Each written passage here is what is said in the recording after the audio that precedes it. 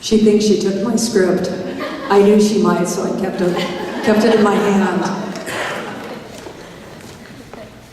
First of all of you are very special for being here tonight. But we have a very special guest, a descendant of Oregon Trail pioneers, former and beloved Governor Barbara Roberts, has carried forth the tradition of trailblazing and innovation. She began her years of public service as an advocate for disabled children as she fought for the educational rights of her autistic son. While Barbara was governor, Oregon was recognized by Financial World magazine as the 7th best managed state in the nation. She is recognized as a strong advocate for environmental management, a national leader for human and civil rights, and among the nation's foremost reinventors of effective government during her governorship. Before being elected governor, Barbara was elected Oregon's Secretary of State. She served as an elected member of the Oregon House of Representatives. She also has served as county commissioner, an elected community college board member, and completed 2 years as a Metro Government Council member. She also served for 10 years in higher education at both Harvard and Portland State Universities.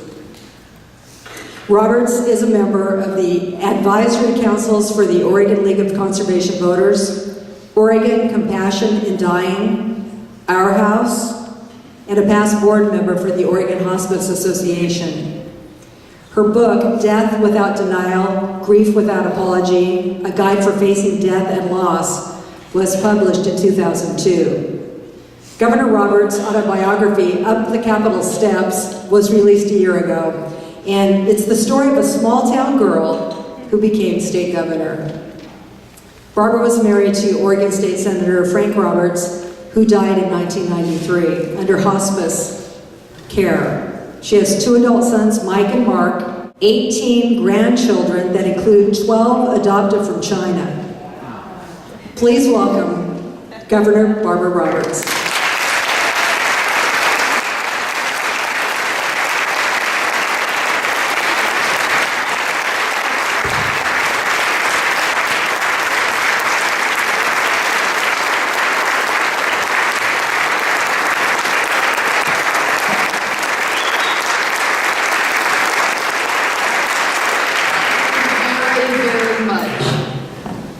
And welcome to another day in Oregon paradise.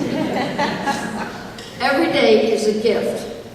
However, a glorious day and evening like this one is an Oregon blessing. My role this evening is one I have accepted with enthusiasm and gratitude.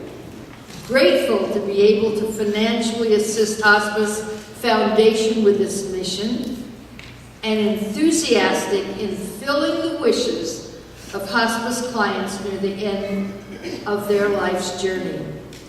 I couldn't say no when I was asked. I hope you won't be able to say no when I ask you either. My long association with hospice has left me with some very special memories. They cared for Frank in his last months and gave Frank and me the tender support and understanding we needed, and I am forever grateful. A few years ago, hospice was there when my best friend, who had also helped me care for Frank, Arlene, died of brain cancer. Last year, my family and hospice were there for the difficult dying process for my 50-year-old nephew, Scott, who died of ALS. And just this Thursday afternoon, one of my oldest friends died of emphysema. His wife and hospice were there every step of the way. It is a journey I know all too well. But now, Northwest Hospice Foundation has introduced yet another matter of the heart to the needs and wishes of those nearing life's end. What Medicare and private insurance does not cover in meeting final wishes, the foundation can. An electric razor, a bedside radio, special events like anniversaries and birthdays and last visits. You certainly heard Barb's story of bringing her mother here to Oregon. About 10 years ago, long before Oregon Hospice Foundation was founded, I had a friend in his last months of life who had a special request. His sister lived out of state, clear almost to the East Coast, and had a possession of 2 precious photos that went back over, photo albums that went back over 100 years. He wanted to see those albums one more time before he died.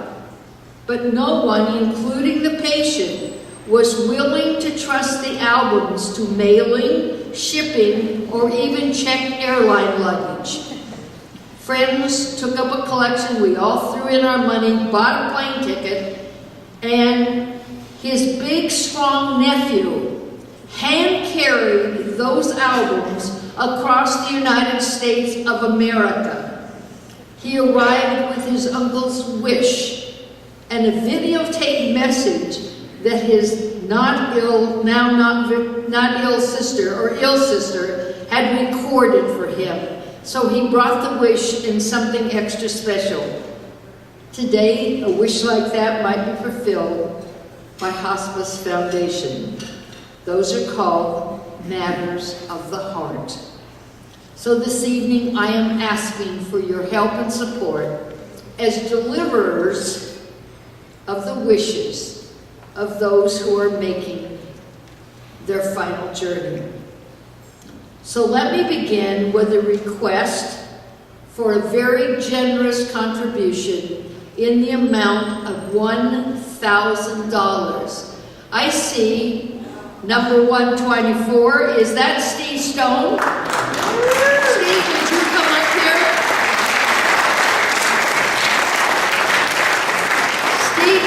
Stephen is not only making this contribution of $1,000, but he has another proposal that he wishes to share with you. Stephen?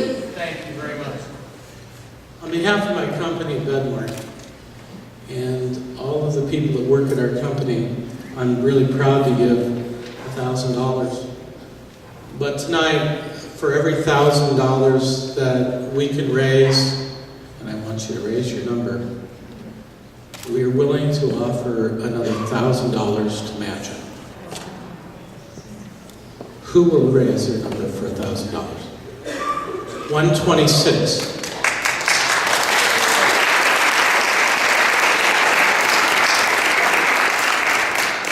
Okay, 216. Thank you, Don.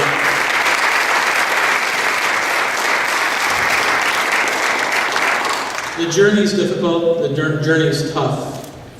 And G and I want you to know I appreciate A, being your neighbor. B, I appreciate your friendship and the opportunity to be here tonight and the opportunity we have to help this most worthy cause. So I want to thank you very much for your contributions. And before I leave, I give you one last chance. 163. Thank you very much. Thank you very much.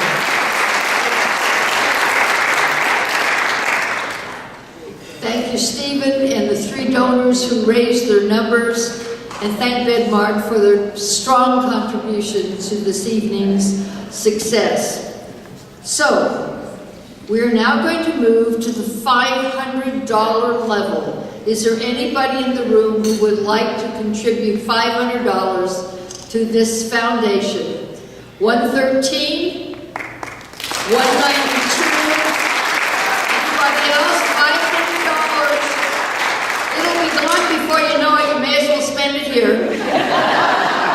If you got an income tax refund, this is the place to leave it. If you didn't, leave it anyway. Okay? Another 105. Thank you very much. So we're going to move now to the $250 level. Other people, there's 218, 131. I can't see your number over here. It's 215, 217, 151. Anybody else at 250, 116, 119. Anybody else at $250? I can't see your number. It's 190 something. 198? 196. I got my eyes tested last week, but it doesn't work unless you go get the glasses, you know. So thank you very much. Now we're going to move to the $100 level. This is a little easier. This is just a few Starbucks. It's really what it is. Just a few Starbucks.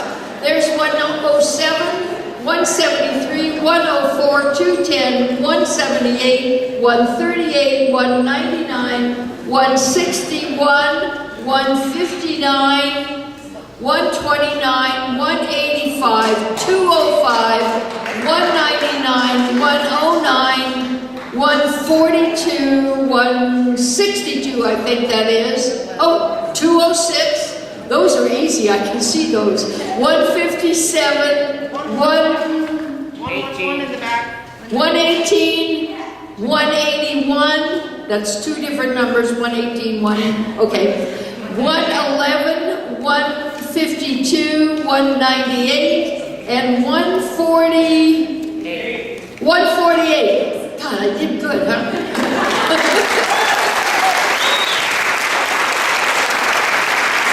Now,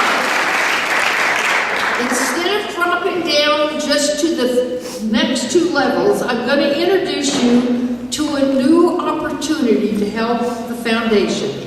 This is a new program called Grant a Wish, and it works like this. If you pledge, and hand your number up in just a moment, if you pledge $50 monthly, $50 a month for a year, at year's end, you will have added $600 to help meet last wishes. That could be a plane fare, it could be a number of things. So I would like to see those who pledge $50 a month for the next year, which comes to $600 to this wonderful foundation. I would like to see you put your cards in the air. $50 a month, you won't miss it. Just don't stop at the bar after work. Only a few times. You can skip the pair of shoes you wanted to buy when you saw spring was here. You see how easy this is? Just little things you won't even notice. And for $50 a month, you could add $600 to this foundation and you won't even miss it. So do I see any cards for $50 a month for the next year for this marvelous and important foundation? Any cards? I am looking, I do not see you. Oh no, that's something else. Okay, well, I'm going to make it even easier. Because a pledge of $25 monthly, after 12 months, that's obviously your donations are going to add up to $300 for this much needed granting of wishes. So for those who would like to contribute $25 a month for the next year, coming to $300, I would love to see your numbers in the air.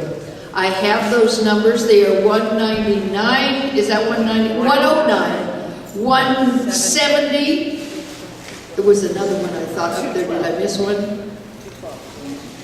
Oh, 212. $25 a month, is that 197? 107. 149. This is only $25. You won't even know it's gone. It'll be gone and you won't even miss it. We can make arrangements to make it as easy as possible for you to do this. Anybody else who would like to make a contribution of $25 a month, adding up to $300, so that someone who is living their last days and weeks, maybe even months, will be able to have a special wish. This is sort of like the Make-A-Wish Foundation. for adults who are dying, and this is your chance to help. Anybody else at $25 a month. There's one more at 100, is that 141? 141, did I get it? No, 111. I'm going to guess till I get it right. 111. Thank you very much. Thank you all very, very much. Thank you for ranking with the students.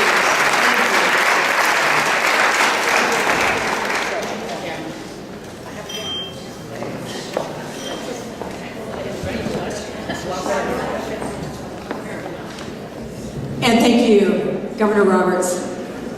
Thank all of you too for your generosity, amazing generosity tonight. We really, really appreciate it. We have another very special guest. Howard Rosenbaum, MD, is a psychiatrist in private practice in Beaverton. He was born and raised in the Portland area. He worships the rain. That's a good thing. He proudly tells of graduating Lincoln High School and roots for any and all Oregon sports teams. He enjoys the challenges and rewards of clinical psychiatry, and in his spare time, he walks his dog, weeds his garden, and looks forward to family time.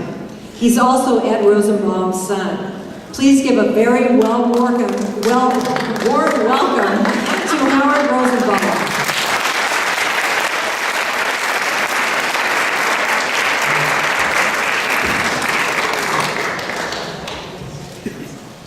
Thank you.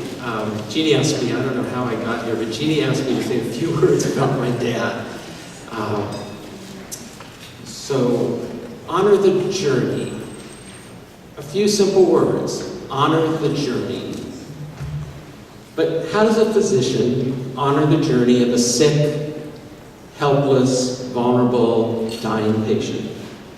I believe my father, Dr. Ed, as he was affectionately known by his patients and staff, was able to honor the journey of his patients.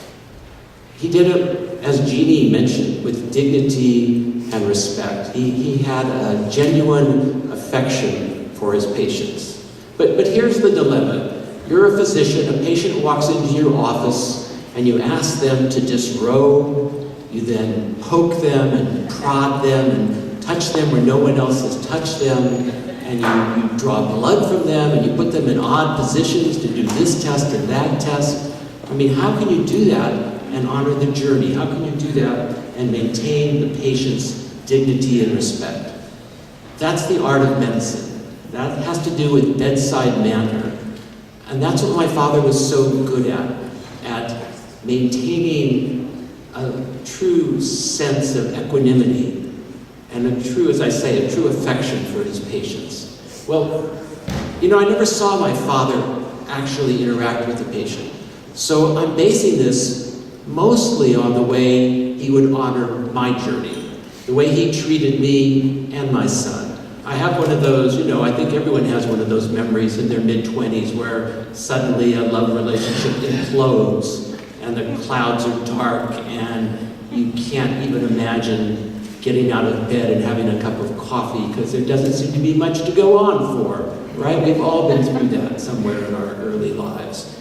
And what does my father do? He calls me up and he says, Hal, come over, we're going to build a bookcase. Dad, a bookcase, first of all, Jeannie, I'm not going to talk about your side of the family, but my side of the family cannot hammer a nail straight. No one in my family has ever done that.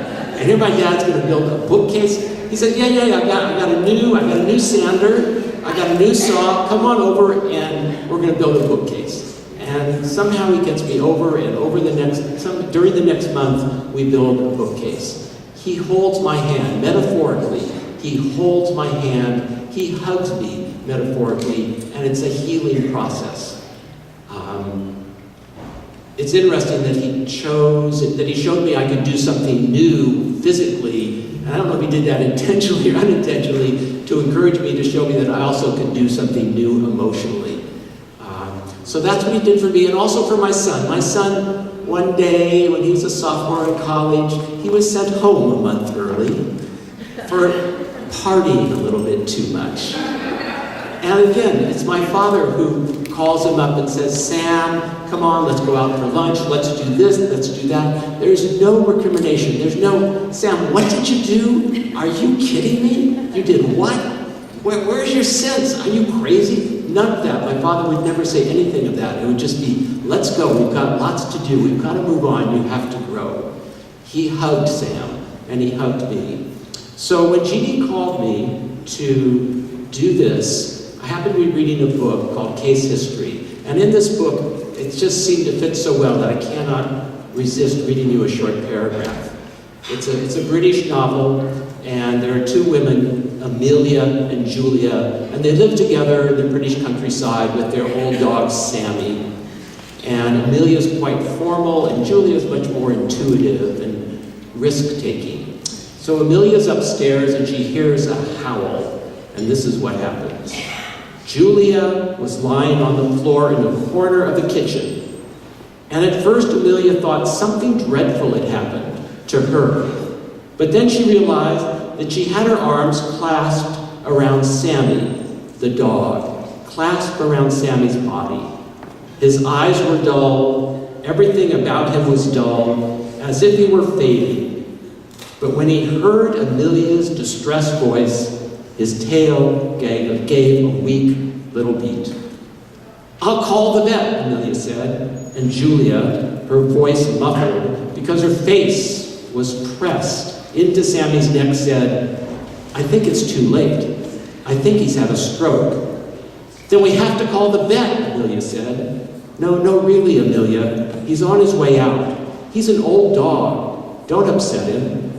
Julia held one of his paws and kissed it. She murmured soothing words into the dying dog's ear.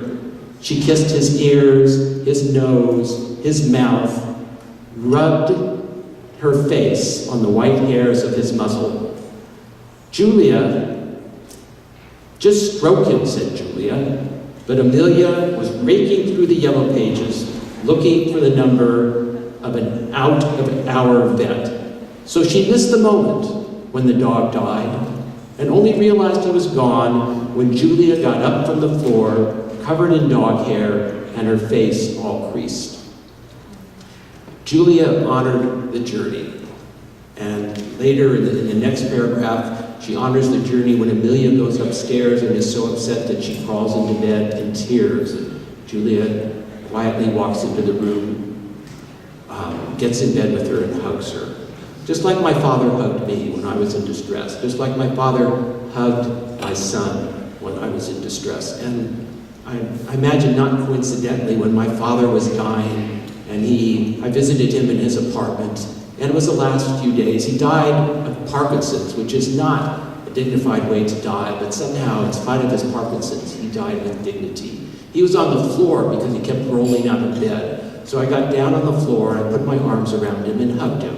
Hugged him the way I know he hugged me when I was 5. So I'm so honored that Jeannie has named this award after my father. And I'm so proud of Jeannie, or my cuz, as I call her. And I think my father would be so proud of her because she's recognizing people in the community who honor the journey. And she's giving all of us an opportunity to honor the journey. Thank you.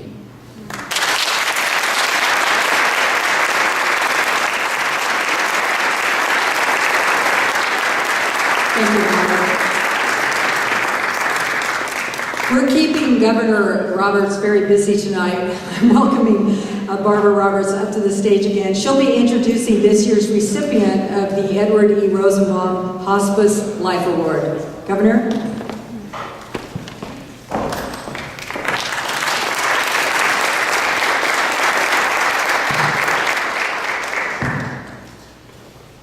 I am particularly honored to have the opportunity to present this award tonight because a year ago this award was mine, and I am still incredibly grateful for being acknowledged in that way.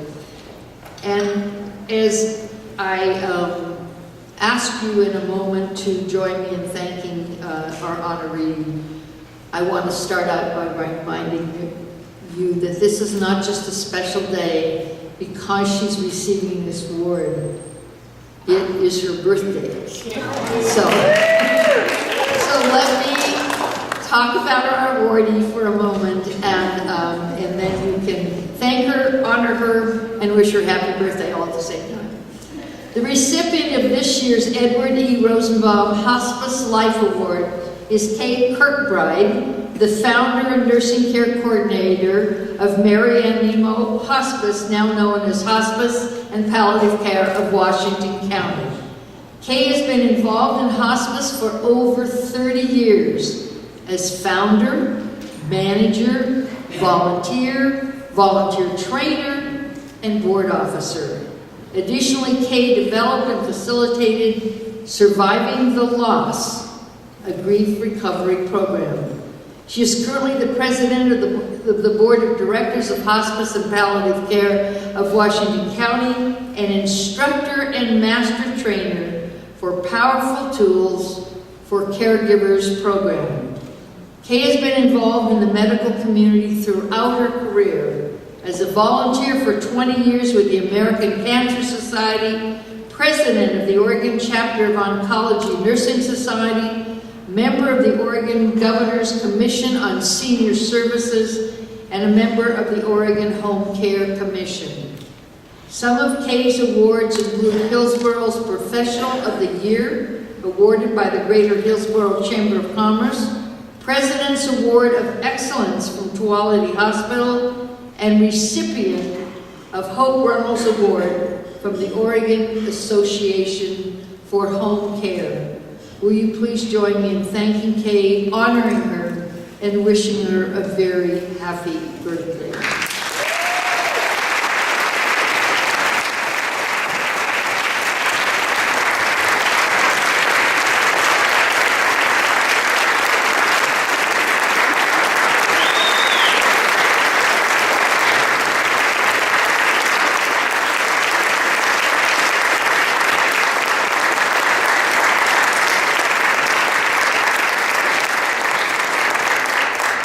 Thank you very much.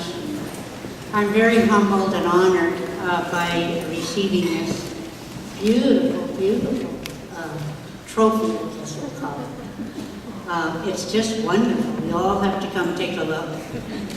It was 77 years ago at noon that my mom and I were in Emmanuel Hospital.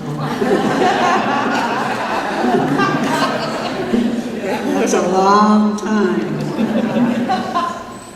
But I must say that over my many years in hospice, you know, a lot of people ask you about hospice. They still do. I mean, hospice still is not real well known by everyone.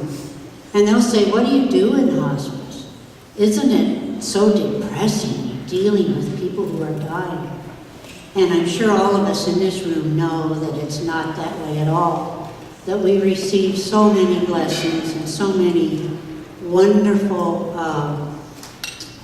feelings about the fact that we can help people, like Jean has said, on their journey. And so I always say to people, what we do in hospice is we help people live until they die. And so that is exactly what this foundation does. They help people live until they die. So I'm very honored to receive their award. Thank you very much.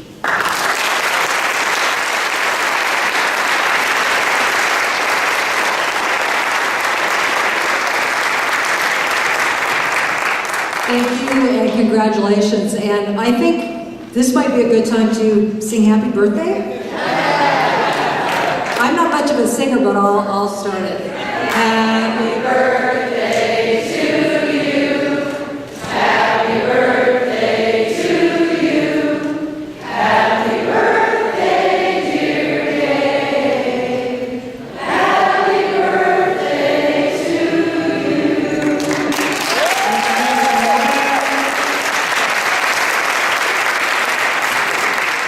This amazing evening really would not be possible at all without our generous sponsors.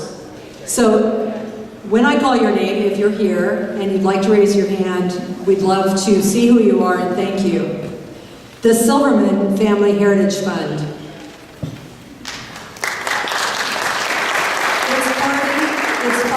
Wine Caterings, Vicki Deardahl for all the wonderful food tonight. Patsy and Gary Nelson, they donated, well, you'll find out more about this, but it's a yacht.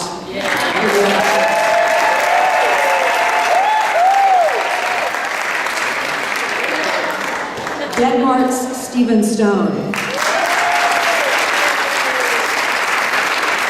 Denise Silverman.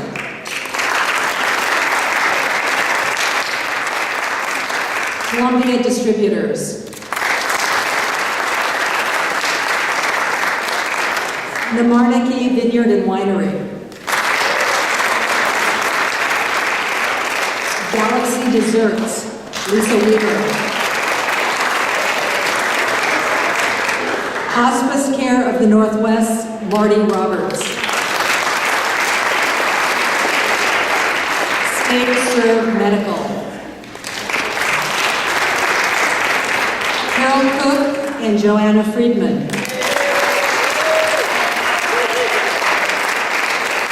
Jean Rosenbaum and Associates Auto Brokers.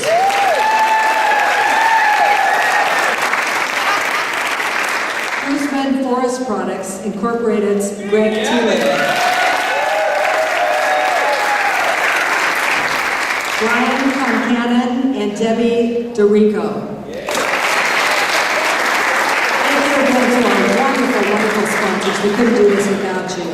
Special thanks to, well, Tom Grant went to another gig, but thanks to Tom Grant. Photographer Mark Davis. Mary Beth Bartell for donating all of the flowers. Brides on a Budget donated the table linens. Joy Menashe, Von Camp, Christina Scott, and their crew, the beautiful decorations, they worked so hard. Von Camp and Metro Resort for printing tonight's program. Everyone who donated the items for the auctions. And we can't forget our amazing volunteers. Too many to list, but you know who you are. Wave your hands. Thank you so much for being here.